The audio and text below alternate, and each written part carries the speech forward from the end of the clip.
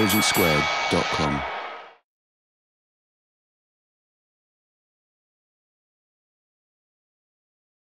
Good evening, ladies and gentlemen. My name is Stephen Dunbar-Johnson. I'm the publisher of the International Herald Tribune, which is just one element of the partnership behind this series of debates. And I am sincerely delighted to welcome you excuse me, here at the Royal Society this evening.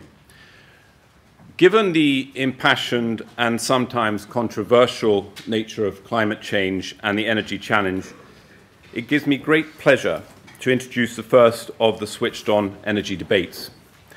This series is a partnership between Intelligence Squared, an organization I think you know that is renowned for producing high-quality live debate on public platforms around the globe, the International Herald Tribune, whose editors will moderate the debates, and Shell, whose keen interest it is to foster dialogue on energy that provokes great ideas and greater understanding of the most pressing issues. This series will seek to offer a meeting point of all interested parties to debate the issues and discuss the outcomes in an intellectually sound, rigorous, and we hope enjoyable forum. So on behalf of our partners, Intelligence Squared and Shell, we trust you will find our panelists thought-provoking and informative. I'm sure you will. So we would ask you to remain switched on, listen carefully, and then to vote with both your heart and your head. And I'm delighted now to place you in the very capable hands of Marcus Mabry, who is the IHT's editor-at-large, and Marcus, who will moderate the panel tonight and who will introduce you to this evening's panelists. Over to you. Thank you. Thank you, Stephen.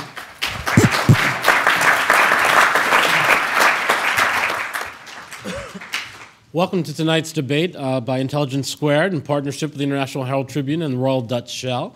It is a very exciting panel tonight. We have an august body before us. You may have noticed that Vicky's not here, but she will be here momentarily. When she comes in, she'll come up to the stage and sit right down with us. The motion before us, as you know, is London's climate change policy should begin in Beijing.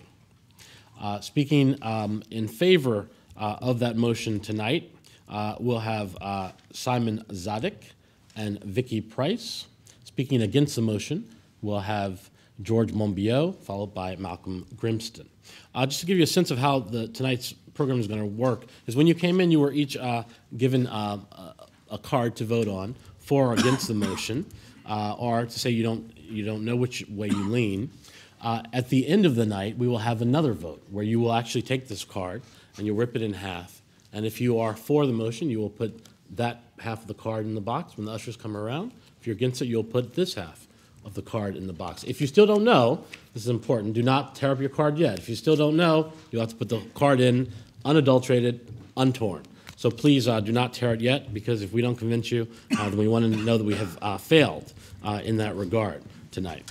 I got it? Okay. So we're going to start with each of our speakers going to give an 8 to 9 minute speech at the podium. That will be followed by a response by the other side. We get to ask them questions following up. Vicky, please come on up. At the end of that time, about 8:20, we will open up to summing up speeches by each of the speakers for 2 minutes. Hi. And then after that, we'll open up to questions from you, the audience, for about 20 minutes. Without that, I'm not going to go into the long bios, because you have the bios of our speakers, and again, they're a fantastic and impressive bunch. I don't think we have to spend a lot of time going over their background. I think we should dive right into our question, which is not an easy one, as Stephen said.